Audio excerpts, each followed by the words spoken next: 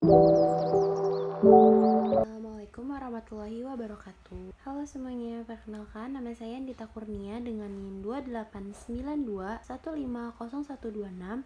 Saya mahasiswa dari Universitas Pancasakti Bekasi, program studi manajemen. Tugas video ini saya buat untuk memenuhi tugas ujian akhir semester dengan mata kuliah pasar uang dan modal dengan dosen pengampu Bapak Mulyono SHMM. Baik, memasuki materi yang pertama, ada definisi dari pasar modal. Yang pertama, fungsi utama pasar modal adalah sarana pembentukan modal dan akumulasi dana bagi pembiayaan suatu perusahaan atau emiten. Selanjutnya ada analisis fundamental, adalah analisis perhitungan nilai intrinsik terhadap saham dengan menggunakan data keuangan perusahaan.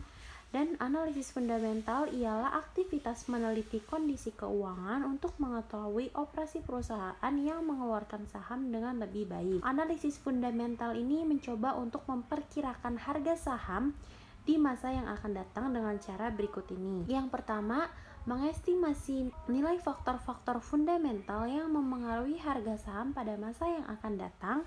Dan yang kedua, menerapkan hubungan variabel-variabel tersebut sehingga diperoleh taksiran harga saham. Yang selanjutnya, analisis fundamental menguraikan variabel data sebagai berikut.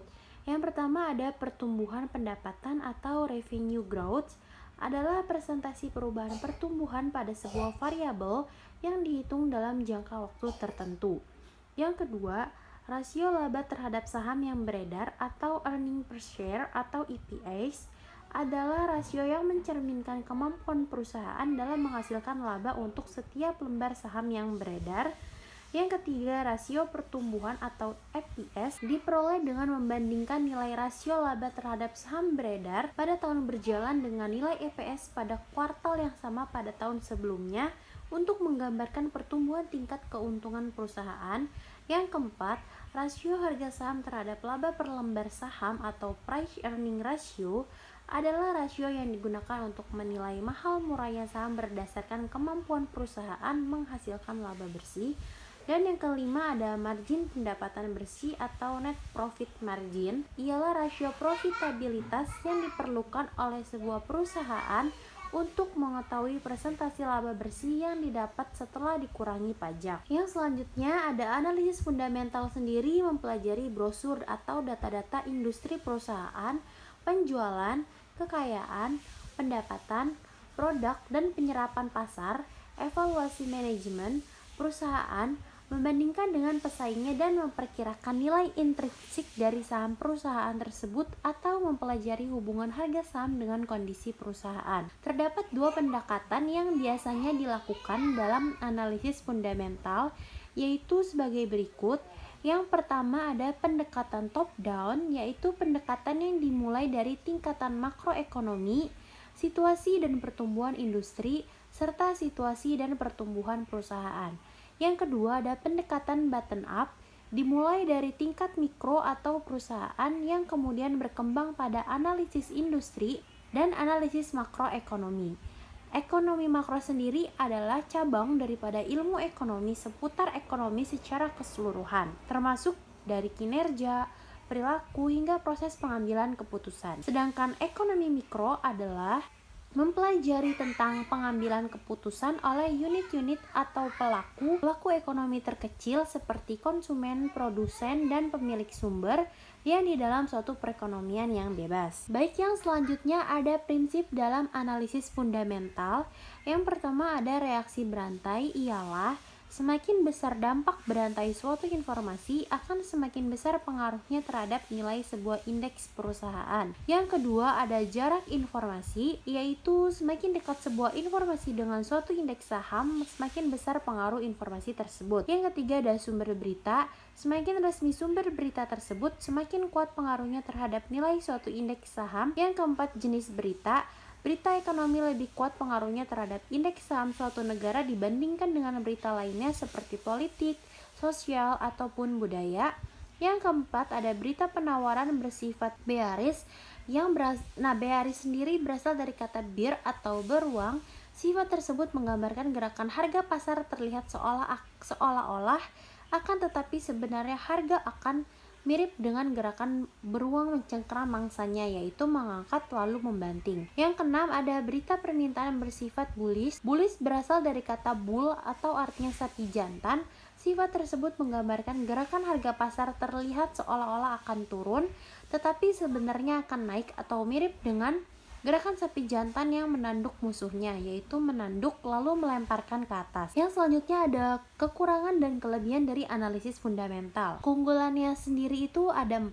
Yang pertama, berguna dalam menentukan arah jangka panjang. Yang kedua, lebih mencerminkan keadaan yang sebenarnya.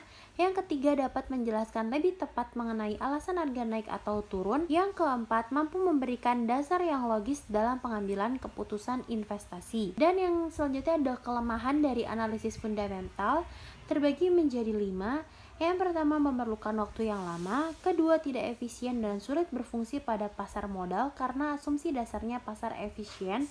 Yang ketiga, asumsi pasar efisien sulit diterapkan karena informasi dapat sempurna berdasarkan atas kualitas dan waktu, tapi tidak mungkin sama dalam persepsi, yaitu fully efficient tidak mungkin terjadi, hanya economically efficient atau weak form, semi strong form, dan strong form. Yang keempat, ada tidak dapat menggambarkan psikologi pasar dan investor saat itu.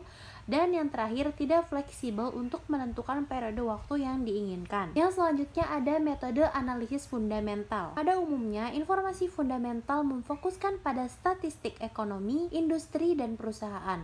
Konsep dasar dalam melakukan metode analisis fundamental adalah dengan terus-menerus mengupdate informasi yang ada. Pendekatan yang digunakan untuk menganalisis sebuah perusahaan dilakukan melalui 4 tahap. Yang pertama ada economic analysis atau analisis ekonomi. Aspek ekonomi dipelajari untuk menentukan kondisi secara makro atau keseluruhan, untuk melihat lingkungan pasar saham pada saat ini tepat atau tidak. Aspek ekonomi dapat bersifat internasional, regional, dan nasional, baik secara makro maupun mikro. Contoh harga minyak dunia, harga emas dunia, tingkat bunga dunia, regional dan nasional, inflasi, nilai tukar, kondisi politik, neraca pembayaran, cadangan devisa, dan bencana alam. Yang kedua ada industri analisis atau analisis industri. Analisis industri adalah analisis yang mempelajari keadaan kompetitif dari suatu sektor industri yang berhubungan dengan yang lain, serta mengidentifikasikan perusahaan yang mampu potensi pada suatu sektor-sektor tertentu, karena industri perusahaan jelas mempengaruhi perusahaan. Yang selanjutnya atau yang ketiga ada company analysis atau analisis perusahaan. Analisis perusahaan digunakan untuk mengetahui kesehatan finansial perusahaan yang bersangkutan. Kesehatan keuangan perusahaan dapat diketahui dengan mempelajari laporan keuangan, yaitu rasio keuangan dan cash flow. Kinerja perusahaan dapat dilihat melalui rasio keuangannya dengan cara membandingkan dengan perusahaan lain dalam industri yang sama, untuk menentukan posisi perusahaan apakah normal atau tidak normal. Dan yang terakhir atau yang keempat, ada model pendekatan penilaian saham. Analisis fundamental menurut Jogianto tahun 2003 memiliki 2 model penilaian saham yang sering digunakan para analisis sekuritas, yaitu yang pertama, pendekatan present value atau mencoba menaksir present value dengan menggunakan tingkat bunga tertentu, manfaat yang akan diterima oleh pemilik saham. Dan yang kedua ada pendekatan price earning ratio atau menaksir nilai saham dengan mengalikan laba per lembar saham dengan kelipatan tertentu. Yang selanjutnya ada elemen dalam analisis industri.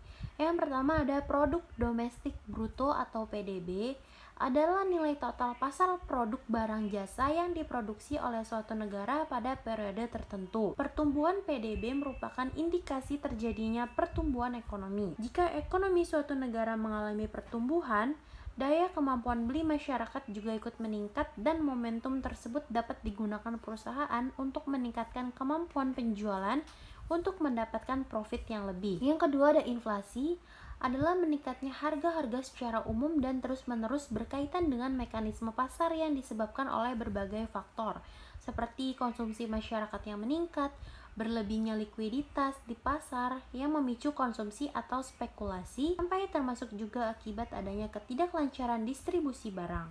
Inflasi yang terlalu tinggi menyebabkan penurunan daya beli uang atau purchasing power of money. Yang ketiga ada tingkat suku bunga BI. Tingkat suku bunga itu merupakan ukuran keuntungan investasi yang dapat diperoleh investor dan sebaliknya. Hal tersebut merupakan ukuran biaya modal yang harus dikeluarkan oleh perusahaan untuk menggunakan modal dari investor. Tingkat suku bunga yang terlalu tinggi akan mempengaruhi nilai sekarang atau present value aliran kas perusahaan sehingga kesempatan investasi yang ada tidak akan menarik lagi. Yang keempat ada kurs rupiah, adalah nilai rasio perbandingan mata uang rupiah dengan mata uang lain. Nilai suatu mata uang ditentukan oleh nilai tukar mata uang tersebut terhadap mata uang lainnya. Secara teori, dampak perubahan tingkat atau nilai tukar dengan investasi bersifat tidak pasti. Baik, cukup sekian materi yang dapat saya sampaikan. Kurang lebihnya saya mohon maaf. Wassalamualaikum warahmatullahi wabarakatuh.